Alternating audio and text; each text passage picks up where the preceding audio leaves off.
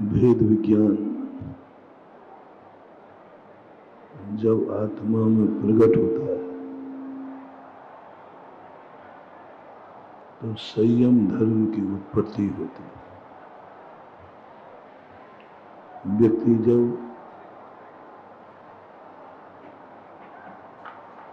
जान लेता है कि यह मेरे लिए अहितकारी है,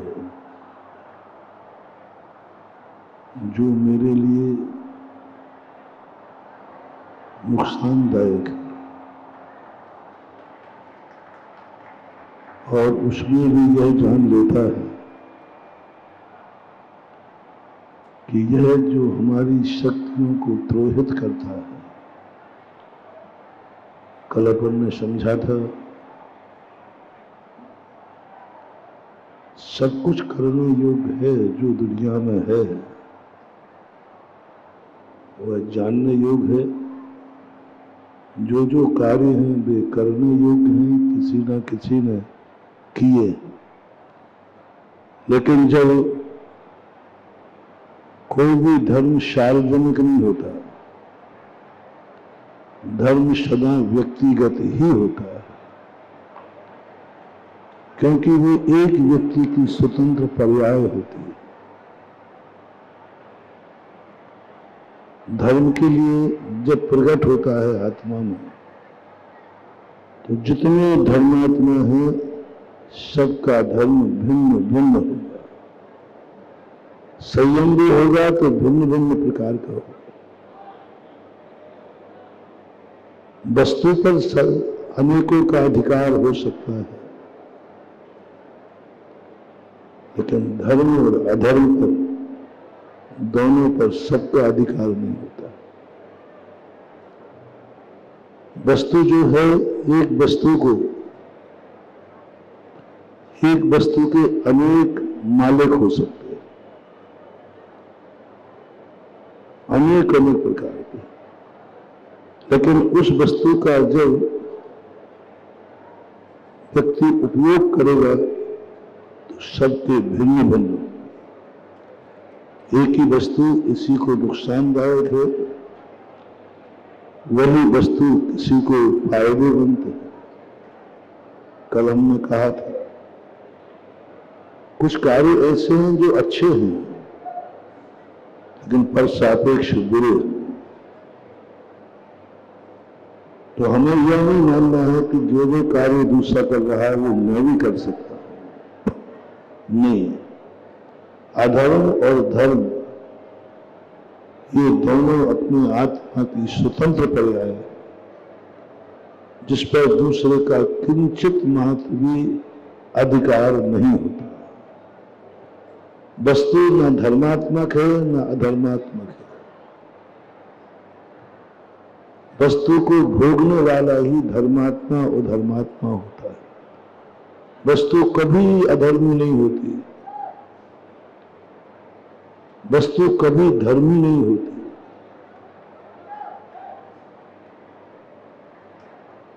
वस्तु का एक स्वरूप है, वह शाश्वत होता है, अविनाशी होता है। वस्तु के अंदर सामान्य गुण होते हैं, वे सभी सामान्य गुण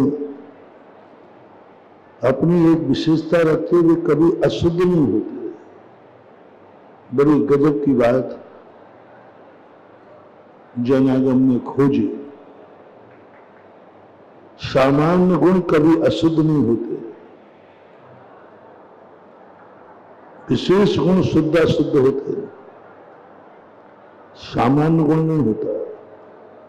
सामान्य गुण कभी विकृत नहीं होता। 10 सामान्य गुण होते हैं।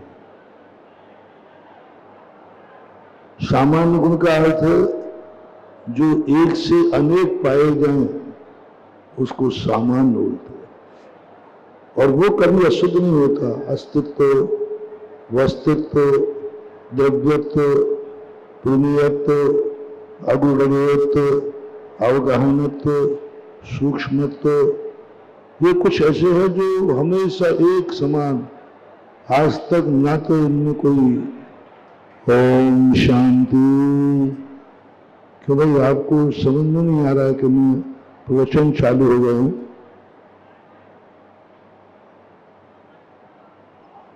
आज 10 दिन हो गए शिविर में आए हुए, थोड़ा भी विवेक नहीं है कि कौन सा समय है। जब प्रवचन का समय है तो फिर बातें क्यों कर रहे हो?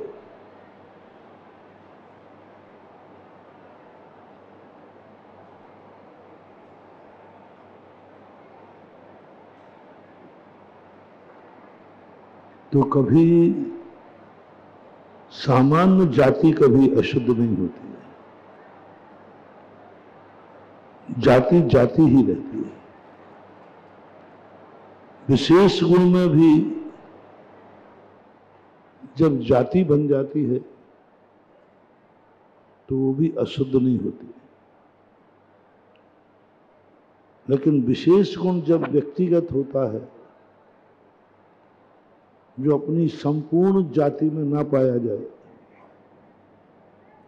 वह होता है विकृत। संपूर्ण जाति में ना पाया जाए, द्रव्य है, ज्ञान दर्शन आदि सब में नहीं पाए जाते, इसलिए ज्ञान अज्ञान हो जाता है। अस्तित्व का कोई सामान्य गुणों का विभाव नहीं है। अस्तित्व का विभाव क्या है? वस्तित्व का विभाव क्या है? प्रमेयत्व का विभाव क्या है? कुछ नहीं। ज्ञान का विभाव है अज्ञान, दर्शन का विभाव है मिथ्या,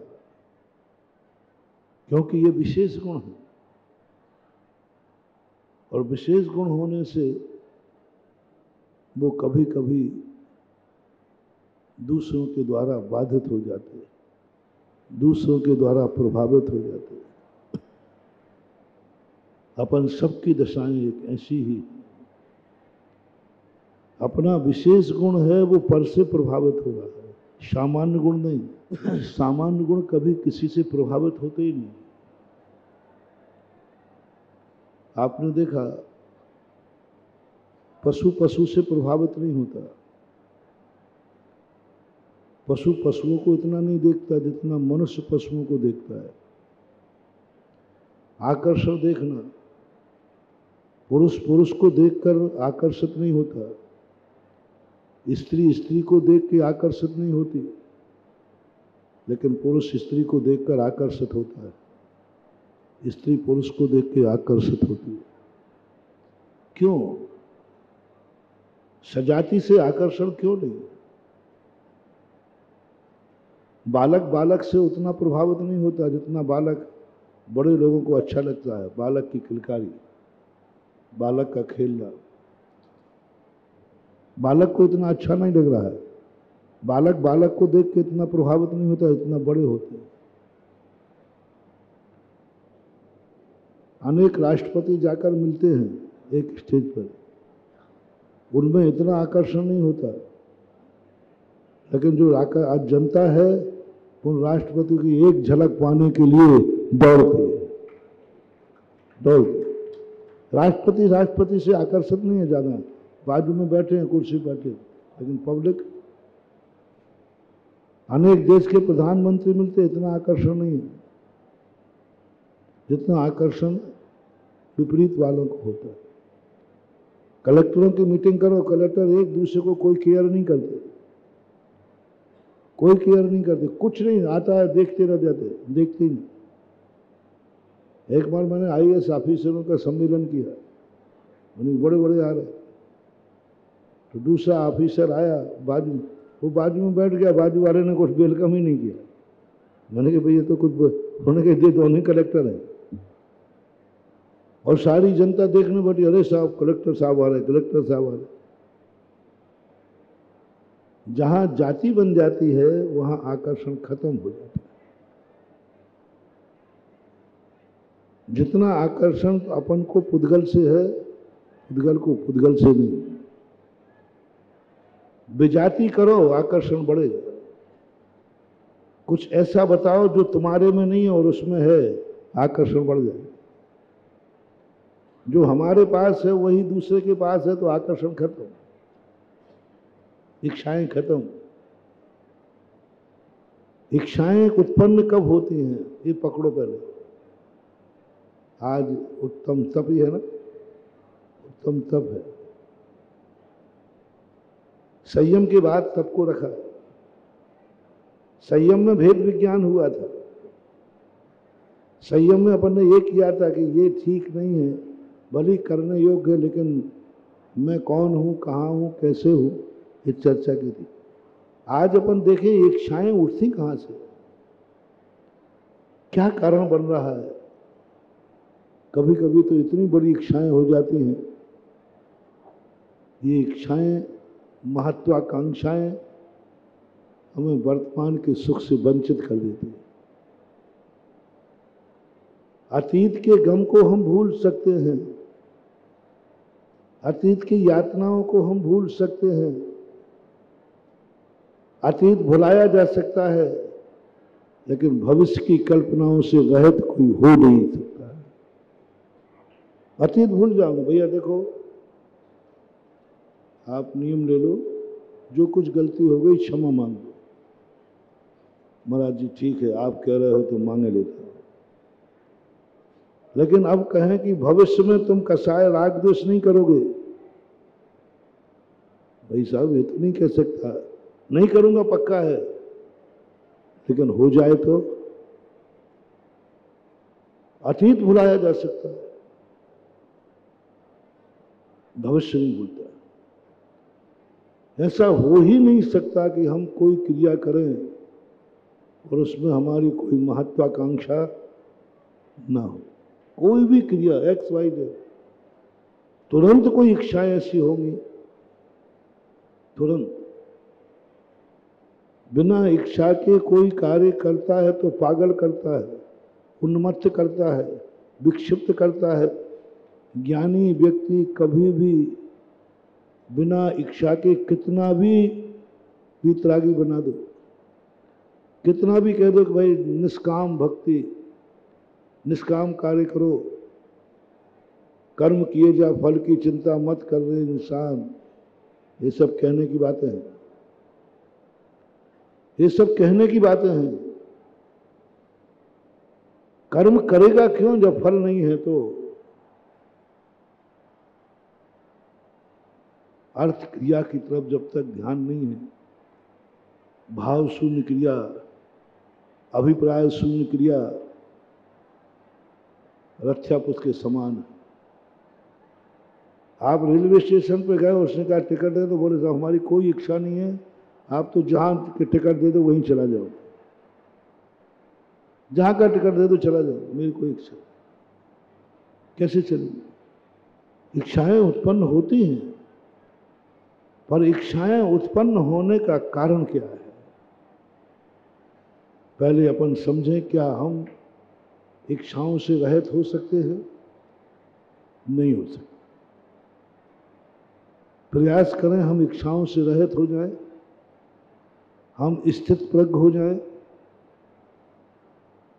हम ऐसी निर्वेद दशा को प्राप्त हो जाएं, वो आज संभव नहीं।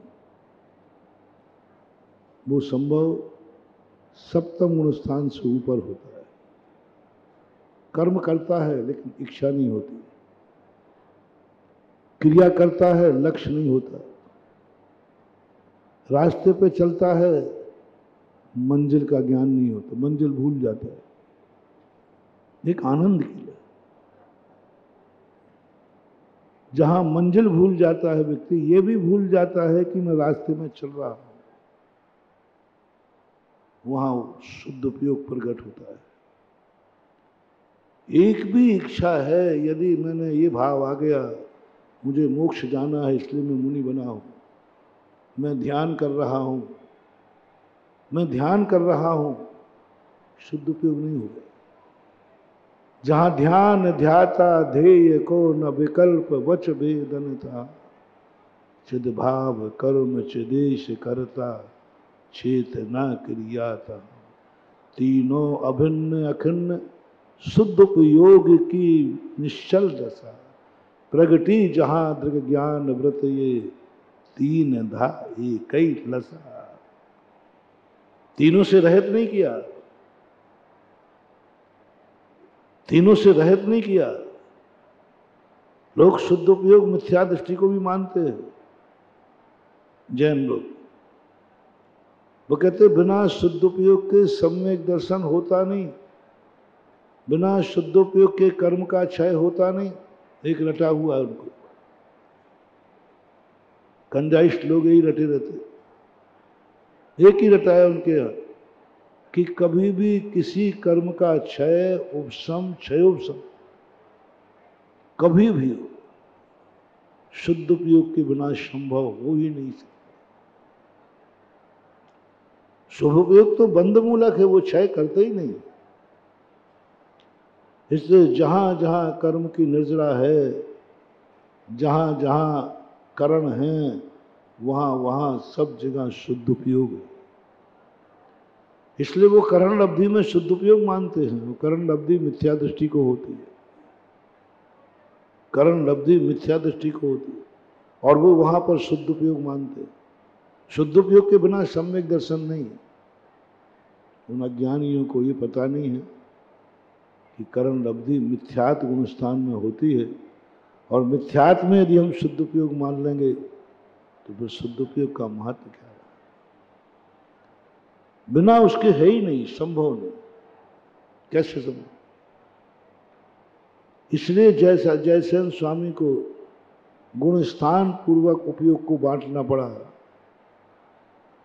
मिथ्यात गुण स्थान में शुद्ध उपयोग हो नहीं सकता, और यहां तक कह दिया छठे गुण स्थान तक शुद्ध उपयोग हो ही नहीं सकता। लाख उपाय करे तो छठे गुण स्थान तक शुद्ध उपयोग हो गई, क्योंकि वहां विकल्प आता है। मैं मुनि हूं, वास्तविक तब कब है? मनोगुप्ति, वचन गुप्ति, काय गुप्ति, तीनों जहां गुप्त हो खत्म हो गई हैं। खत्म होने का अर्थ नष्ट नहीं हो गई हैं, अनुभव से परे हो गए। आत्मा के प्रदेशों में परिस्पंदन चल रहा है, लेकिन उपयोग कहीं और हो गया। होता है, योग चलता रहे, उपयोग चलता रहे, और कसाय का अभाव हो गया। आत्मा के प्रदेशों में परिस्पंदन हो रहा है बिना उपयोग के। बड़ा चमत्कार है। बिना उपयोग के छद्मस्त संसारी प्राणी को कभी भी योगों का स्पंदन होता ही नहीं है। स्पंदन हो तो वो योग नहीं कहलाता। लेकिन एक दशा ऐसी है जहां मन वचन काय में उपयोग नहीं है, फिर भी तीनों योग हैं। अरहंत परमेष्टि, उनका उपयोग मन वचन काय में नहीं है, तीनों योग। 11वें 12वें गुण स्थान वर्ती जीव, उनका उपयोग योग में नहीं है, वो तो आत्मा के शुद्ध उपयोग में चला गया, फिर भी योग है। अब ऐसी दशा जब आ जाए, मनोगुप्ति, वचन गुप्ति, काय गुप्ति, उत्कृष्ट रूप से ये धर्म, उत्कृष्ट रूप से तप है। उत्कृष्ट दशा तप की कौन सी है? अपन ऊपर से नीचे की तरफ चलते हैं। सर्वोत्कृष्ट दशा जहां कोई इच्छा है ही, मोक्ष की भी इच्छा नहीं, संसार की भी इच्छा नहीं। वर्तमान पर्याय, उन पर्यायों के अनुभव से बाहर कर दो, अनुभव से बाहर। मुनि है लेकिन मुनि का अनुभव नहीं, मार्ग में चल रहा है लेकिन मार्ग का अनुभव नहीं, मंजिल में पहुंचना है लेकिन उसको अनुभव नहीं, कुछ नहीं, एकदम स्थित प्रज्ञ होता है। गजब की ऐसी कैसी, जहां ध्यान ध्याता ध्येय को न विकल्प वच भेदंता। ध्येय का भी विकल्प नहीं, ध्येय का भी विकल्प, मोक्ष का विकल्प नहीं, आत्मा का विकल्प नहीं, कुछ भी नहीं, परिणाम ही नहीं आना चाहिए। मैं मोक्ष मार्गी हूं, मोक्ष जा रहा हूं। मोक्ष निकाल दो दिमाग से, उत्कृष्ट तप, इससे मोक्ष की इच्छा भी खत्म हो गई, ध्येय खत्म। ध्यान, मैं ध्यान कर रहा हूं, मैं ध्यान चल रहा है, उसका भी खत्म। ध्याता, मैं जीव हूं, मैं मुनि हूं, आदि आदि सब खत्म। जीव की अनुभूति खत्म। गजब, जीव की अनुभूति, मैं जीव हूं, अनुभूति खत्म। जीव की अनुभूति खत्म, द्रव्य की अनुभूति खत्म। मैं जीव द्रव्य हूं, ऐसी इच्छा उठना भी सर्वोत्कृष्ट तप नहीं। मैं जीव हूं, मैं सुखी दुखी हूं, मैं ज्ञान दर्शन स्वभावी हूं, नहीं। मुझे पता नहीं मैं कौन हूं, बस मैं मात्र ज्ञायक स्वभावी हूं। बस समानाधिकरण, भेद नहीं करना। मैं जीव हूं नहीं, मैं आत्मा हूं नहीं। और आत्मा में भी यदि आत्मा को विषय बनाया है तो आत्मा नाम की चीज, पूज्यवर कुंद कुंद भगवान ने शास्त्रों में आत्मा को विषय बनाया। आत्मा कोई चीज है ही नहीं, न छह द्रव्यों में है, न सात तत्वों में है, न पदार्थों में है। आत्मा पता नहीं है कहां से आई। और वो कह रहे अप्पा अप्पा में रहो। कहाँ रहूं? जीव जीव में रहूं। इनमें परम झानम, माँ जंप है, माँ चिट्ठ है, माँ चिंता है, किम जैन हो तिरो। अप्पा अप्पम में रहो, इनमेव परम हवई झान। समझ में नहीं आया क्या है। दो गाथाएं कही, एक शुभोपयोगी की गाथा कही। आज दो गाथाएं तप के रूप में प्रस्तुत हैं। एक गाथा में कहा मां चिट्ठा है, मां चिंता है, कुछ भी मत करो। लेकिन उसके पहले कह दिया जम किंच भी चिंतन तो निरीह वित्ते हवे जदा साहू। उसके पहले एक और कहा था मां मुझ्झय मां रज्जय मां दुस्सह किम में हो। मां मुझ्झय मां रज्जय मां दुस्सह नित्य नित्य अथेसु थिर मिच्छई। ऐसा कहा। मां मुझ्झय, मोह मत करो। मां रज्जय, राग मत करो। मां दुस्सह, द्वेष मत करो। इष्ट अनिष्ट की कल्पना मत करो। तब की शुरुआत यहां से होती है। मां मुझ्झय, मोह मत करना। अभी रोका नहीं है तुम्हें, कुछ भी नहीं कहा। मोह मत करना, राग मत करना, वस्तु देखो। कोई कल वाली बात, देखने में बुराई नहीं है, लेकिन राग मत करना, द्वेष मत करना। और ये गाथा कहने के बाद पूज्यवर नेमिचंद महाराज ने कहा यदि तुम्हारी ये बात बन जाए तो जम किंच भी चिंतन तो निरीह वित्ते हवे जदा साहू लद्दूणम ये अत्तम तदाहुतम लक्ष्यम जान। ऐसा कुछ है। जम किंच भी चिंतन तो, कुछ भी चिंतन करो। जैसे मैंने सत्य के दिन कहा था, सब जानो, सब देखो, सब सुनो, सब करो। वस्तु जानने के लिए है, तुम ज्ञाता हो, जानो। लेकिन कल संयम ने सारे हाथ पर बांध दिए। संयम ने सारे पे स्टे ऑर्डर लगा दिया। ऐसे ये कहते हैं नेमिचंद महाराज, पहले तो छूट दे दी। जम किंच भी चिंतन तो निरीह वित्ते हवे जदा साहू। तुम्हें जो चिंता करना हो करो, जो चिंतन करना हो, कोई पाबंदी नहीं। निरीह वित्ते हवे जदा साहू,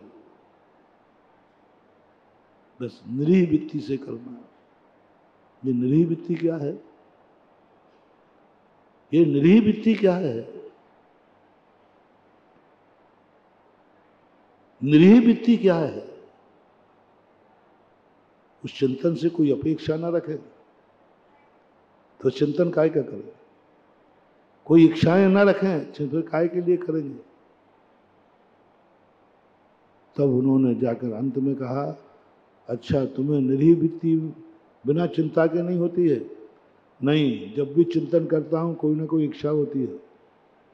तो बाद में एक अंत में एक गाथा बहुत मार्ग में कही।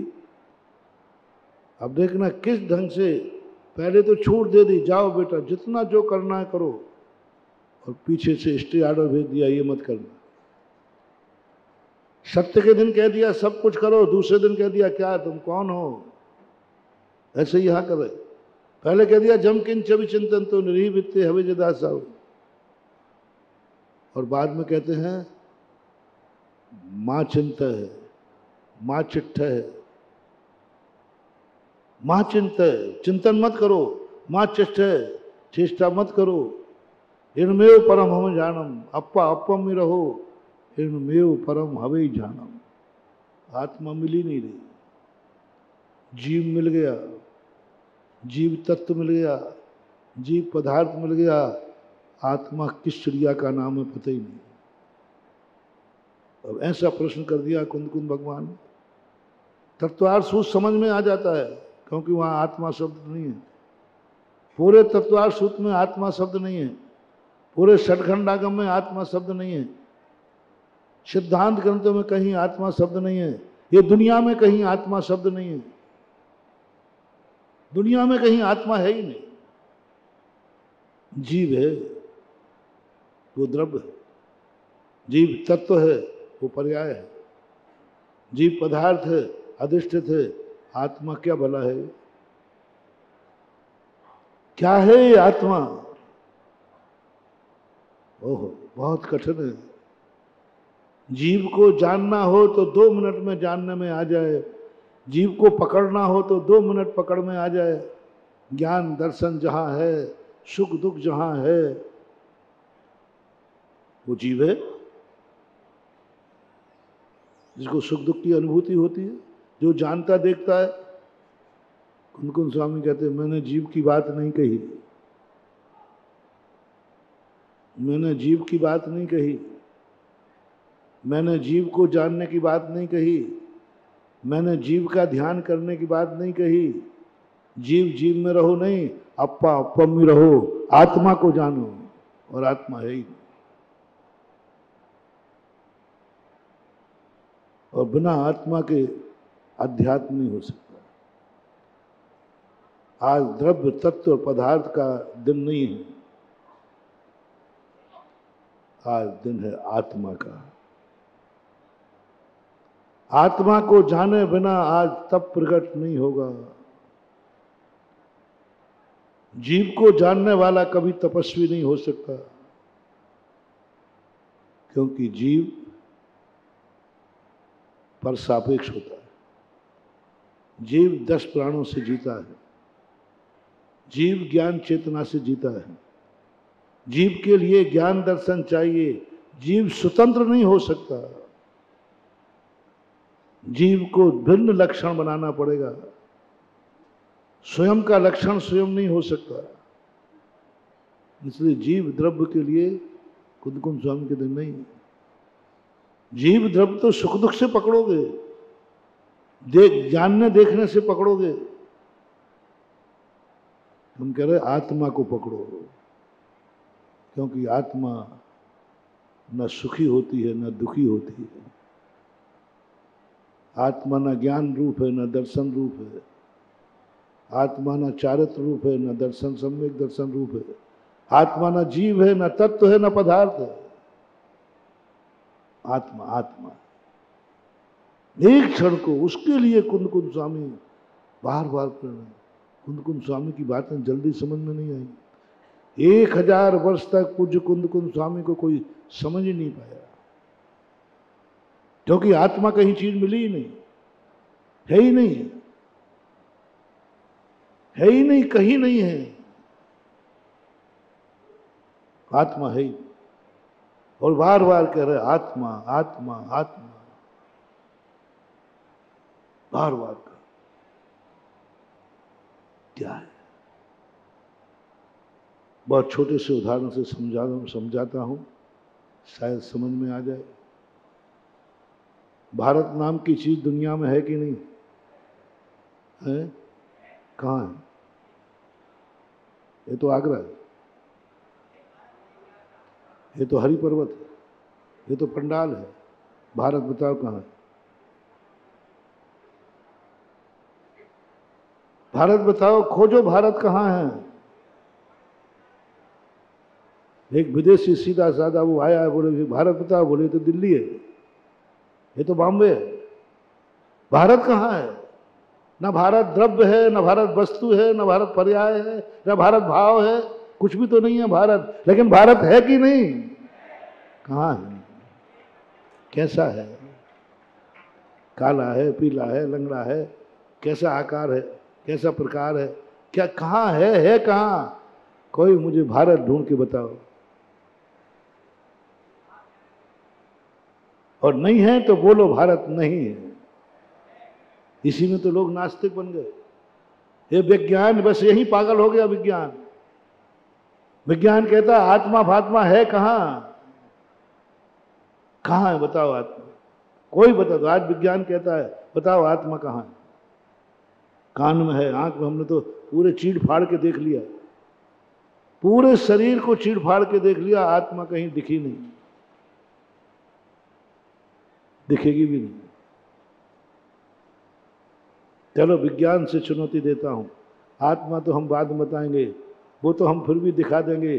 तुम भारत दिखा दो कहाँ है।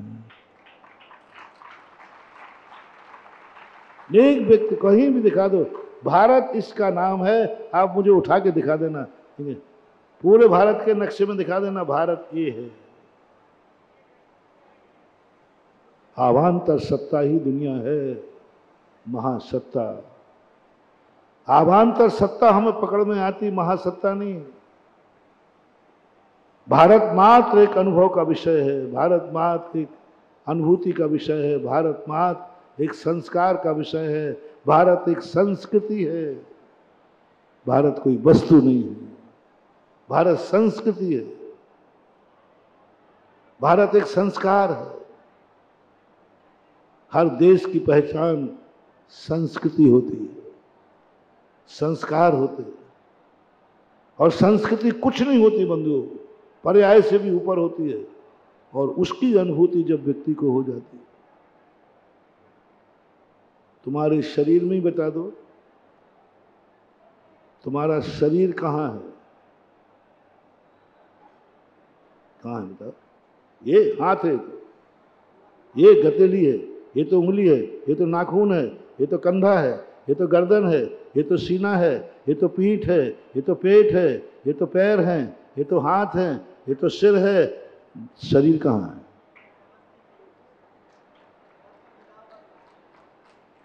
शरीर कहाँ? वृक्ष कहाँ है? ये तो पत्ते हैं, ये तो डाली है, ये तो फूल है, सबको अलग अलग करते जाओ। फिर पूछो शरीर कहाँ, वृक्ष कहाँ है? किस चिड़िया का नाम वृक्ष है? आप इंगित करके बताओ ये वृक्ष है, पकड़ के, तो पकड़ के भी लाना उसको। तो तुम जिसको पकड़ोगे वो वृक्ष नहीं पकड़ में आएगा, पत्ता पकड़ में आएगा, डाली पकड़ में आएगा, फूल पकड़ में आएगा, जड़ पकड़ में आएगा, तना पकड़ में आएगा।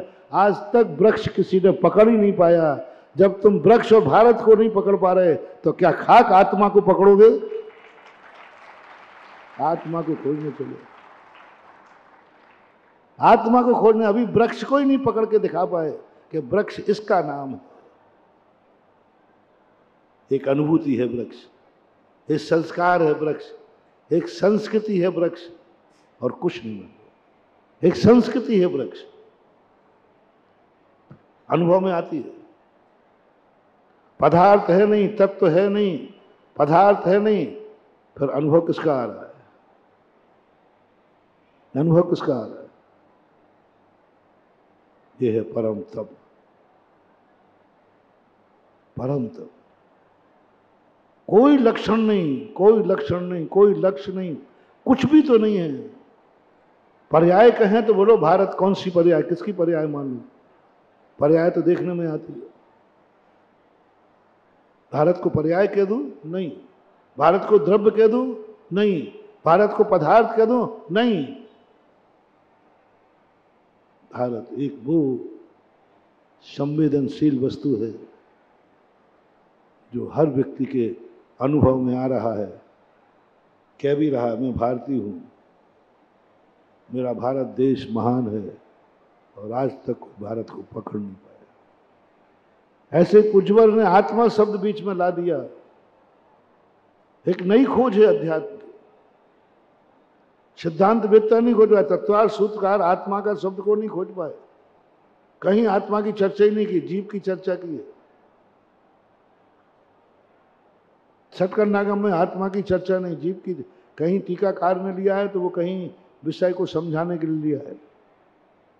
और वो आत्मा जहां ध्यान ध्याता, जिसकी तरफ मैं ले जा रहा हूं, ध्याता, तो मैं ये अनुभव भी नहीं होना चाहिए मैं जीव हूं।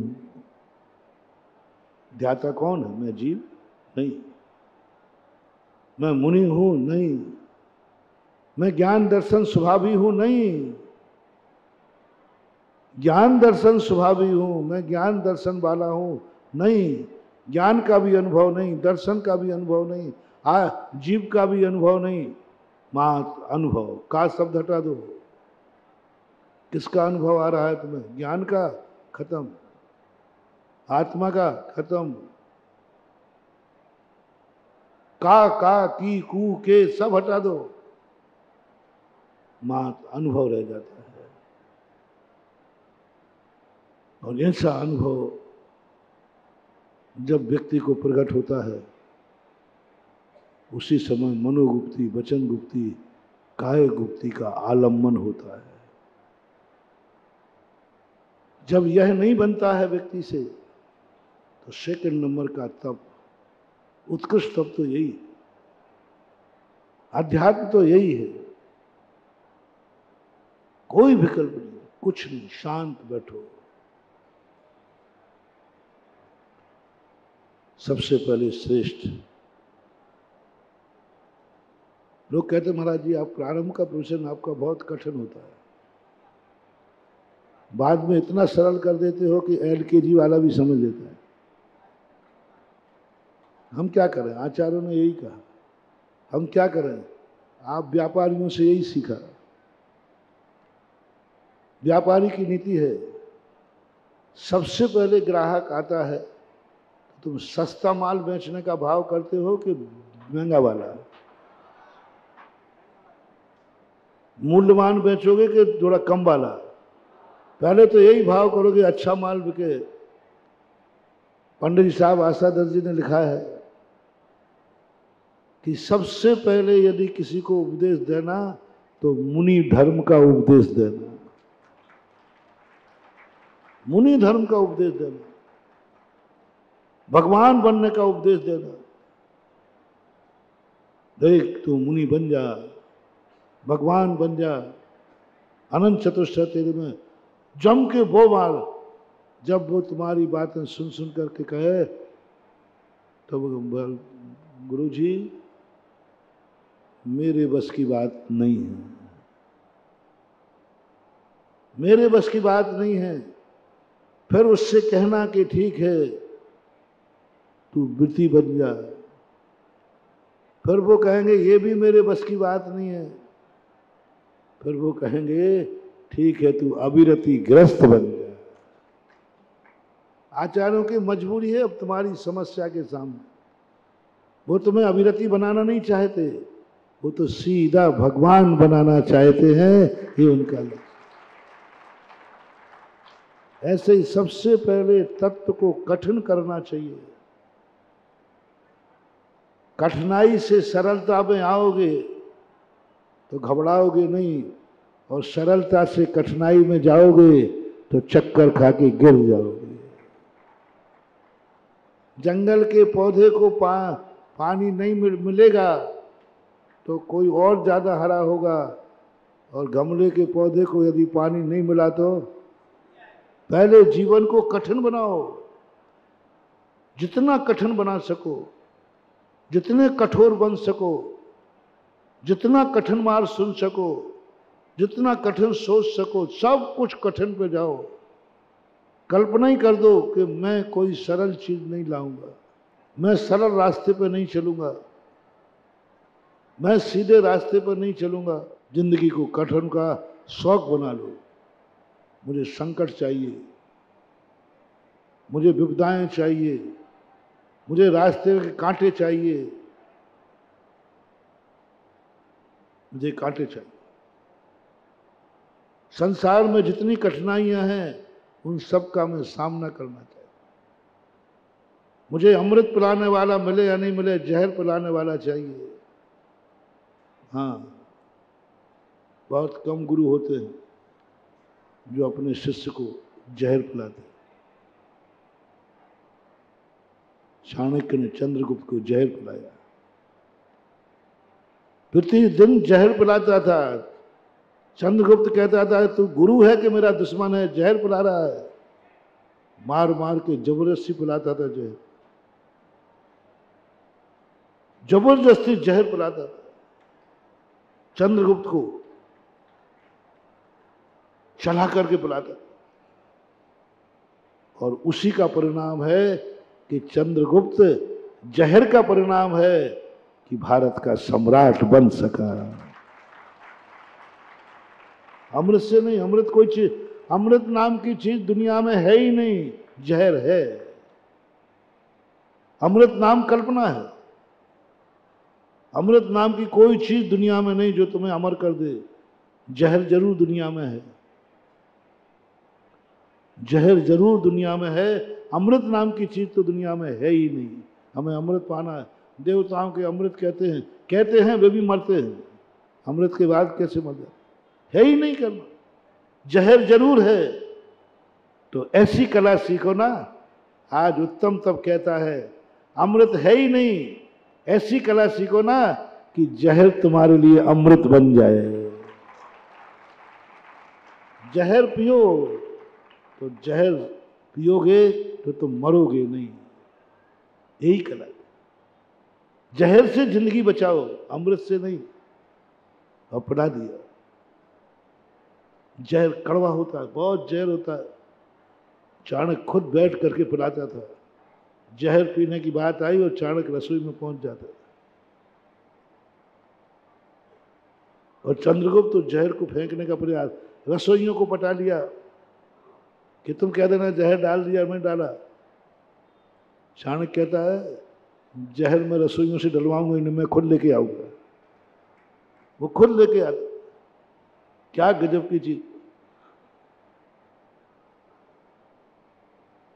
सन 1982 की घटना है, नैनागिरी की। मुझे मलेरिया हुआ, मलेरिया बिगड़ गया। अब वो मलेरिया में एक धना पंचक का काढ़ा चलता है, सब कुछ कड़वी चीजें होती हैं। अब वैसे ही खाने की इच्छा नहीं, वैसे वो धना पंचक का काढ़ा पियो, बहुत कड़वा, जहर ही मान लो वो तो हम क्या थोड़ा बहुत पिए और डाल दे, नीचे डाल दे। अब किसकी मजा जो हमें रोके? किसी ने आचार्य से कह दी महाराज जी ठीक कैसे हो गए, काढ़ा तो पीते ही नहीं। तो आचार्य ने कहा काढ़ा क्यों नहीं पीते? मैंने कहा वो जहर रहता है, काढ़ा बहुत कड़वा रहता है। आचार्य ठीक है, कल से आचार्य से स्वयं आके खड़े हो जाओ। अरे मैं आचार्य से कहूँ महाराज जी आप तो पधारो, नहीं नहीं हम चले जाएंगे, चले जाएंगे। वो जानते हैं शिष्यों की चोरे चपाटों के। आचार्य जी आप नैनागिरी में थे, ऊपर ही आहार होता था, पूरे आहार में नहीं आवे। बस जैसे ही कारों ने कह के रखा था काढ़े का नंबर आते ही मुझे इशारा कर देना, काढ़े के नंबर आते ही वो खड़े हो जाते। हम नहीं नहीं पीना है, पीना पीना पियो पूरा, कुछ नहीं आज्ञा है, पीना है। 2-2.5 महीने वो काढ़ा पिलाया पर बुखार नहीं उतरा। आचार्य जी कहते तू ठीक कैसे होगा? मैंने कहा तुम की काढ़ा बंद करवा दो।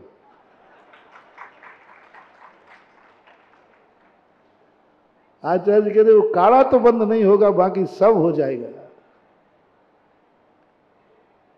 और मैं कह काढ़ा बंद कराओ, मैं ठीक हूं। आचार्य जी काढ़ा से ही ठीक होना है। क्या गजब की चीज महानुभाव। जब मैंने चाणक्य को पढ़ा तो मुझे पूज्य गुरुदेव का वो काढ़ा याद आ गया। मालूम उसका परिणाम क्या निकला? टाइम लगा। काढ़ा जल्दी ठीक नहीं करता, देसी दवाई ठीक नहीं करती हैं, मरीज रोग को निकालती है। वो 2.5 महीने का काढ़ा था। आज तक ऐसा हुआ, उसका बाद है कि आज तक मलेरिया नहीं आया। थोवन जी के अंदर सबको मलेरिया आया, मुझे नहीं आया। थोवन जी चतुर्मान। तो सब में चर्चा चली आचार्य के तुझे, मैंने कही वो आपने पहले हमें इतना जहर पिला दिया है, अब मलेरिया का असर। वो 2.5 महीने का काढ़ा, 2.5 महीने के काढ़े ने सदा सदा के लिए मलेरिया गायब कर दिया। उसके बाद अभी तक नहीं तो हर साल आते ही था, बल्कि 2-2 बार आते थे। अब उस समय तो ठीक हुआ नहीं, लेकिन हो गया। गुरु का कड़वा, गुरु का जहर, वैद्य का जहर भी महानुभाव मारता नहीं है, अमर करता है। अमर करता है। अपन को लगता है कि ये कड़वा है, जहर है, नहीं है।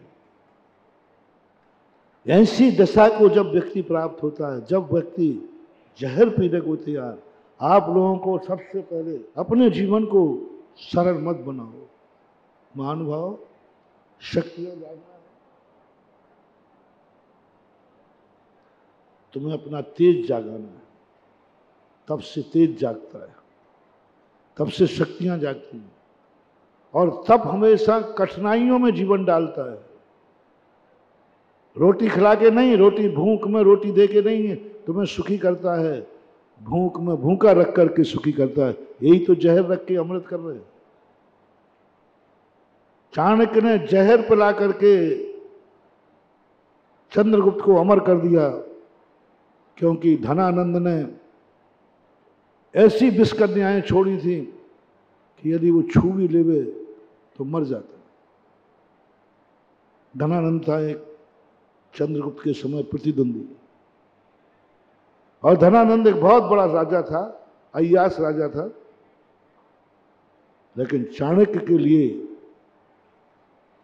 वह प्रतिशोधी बनकर के रूप में था। चाणक्य ने कहा, मैं जहर पिलाऊंगा, अमृत नहीं पिलाऊंगा। मैं तुझे मरने का, जीने का आशीर्वाद नहीं दूंगा, मैं तुझे मौत का आशीर्वाद दूंगा। मैं तुझे उस स्थान पर नहीं भेजूंगा जिस रास्ते में कोई कष्ट नहीं है, मैं उस रास्ते में भेजूंगा जिसमें कष्ट ही कष्ट है। चाणक्य का बिल्कुल उल्टा था। चंद्रगुप्त को वो कभी रास्ता नहीं दिखाया जो रास्ता सीधा था, वो ऐसा उल्टा दिखा देता था जिसमें संकट ही संकट हो। बोले तुम्हें उस रास्ते से जाना है, नहीं इससे नहीं जाना। पूरा आप चाणक्य को पढ़िए, चंद्रगुप्त को पढ़िए। जितने संसार में खतरनाक जो जो दुर्व्यवहार दुश्मन करता है, वो सब दुर्व्यवहार चाणक्य ने चंद्रगुप्त के साथ किए। और चंद्रगुप्त 2-3 बार बिदक गया, साक्षात शेर के मुख में भेज दिया, साक्षात ऐसे स्थान पर भेज दिया जहां से निकलने का कोई उपाय नहीं, साक्षात ऐसी बावड़ी में पटक दिया जिसमें कोई सीढ़ियां नहीं, और चला गया, पत्थर और ढक दिया।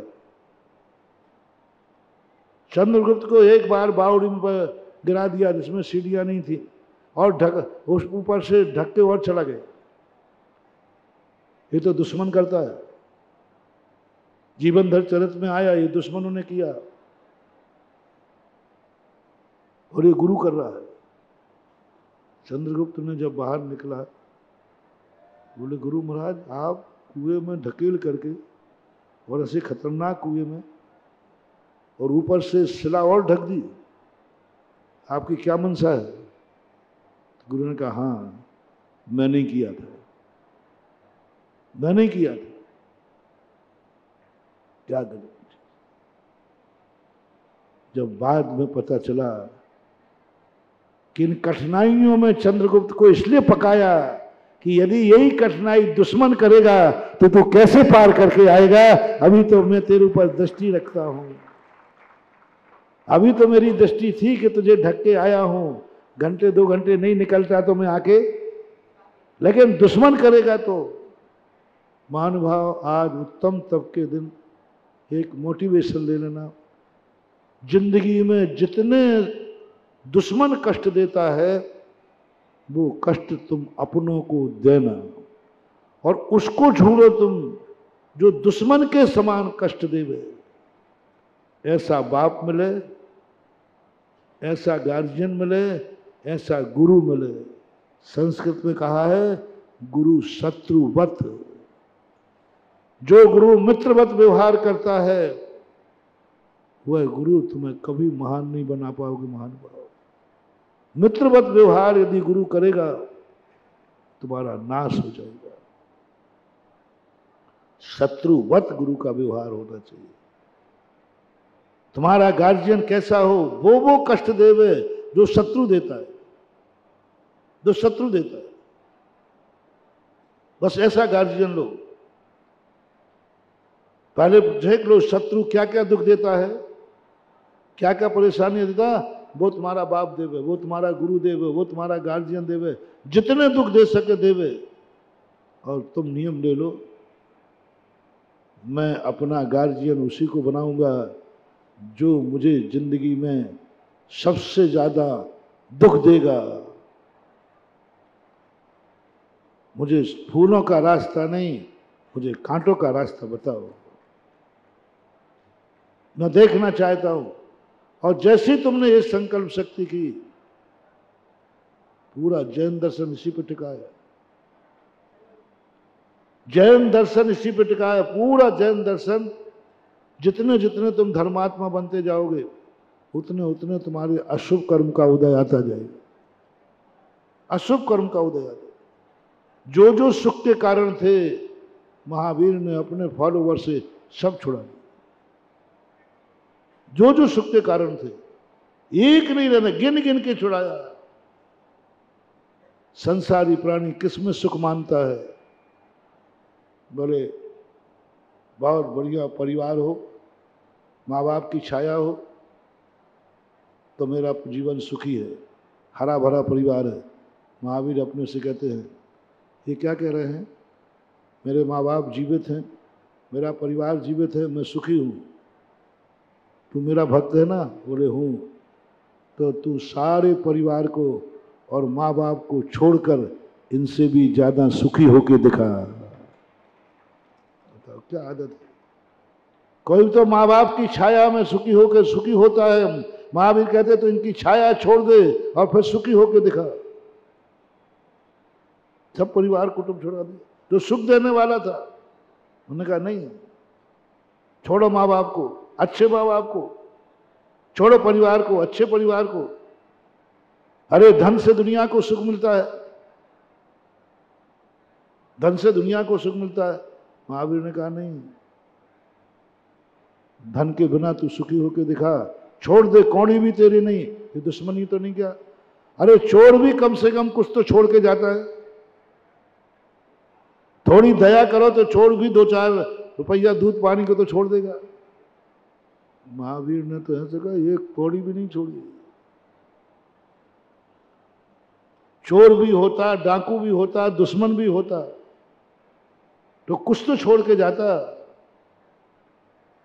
कुछ तो छोड़ ही देता। अरे और वो छोड़ता है नहीं छोड़ता, लेकिन जो बैंक में जमा है वो तो बचा रहता। कम से कम जमीन जायदाद थी वो तो बची रहती। लेकिन महावीर ने तो ऐसी कुड़की की अपने नियरेस्ट भक्त की कि ना बैंक बैलेंस रहा, ना जमीन जायदाद रही, ना चल रही ना अचल रही, और चौराहे पर खड़ा कर दिया, एक कौड़ी भी नहीं है, और संसार का सबसे सुखी होके दिखा।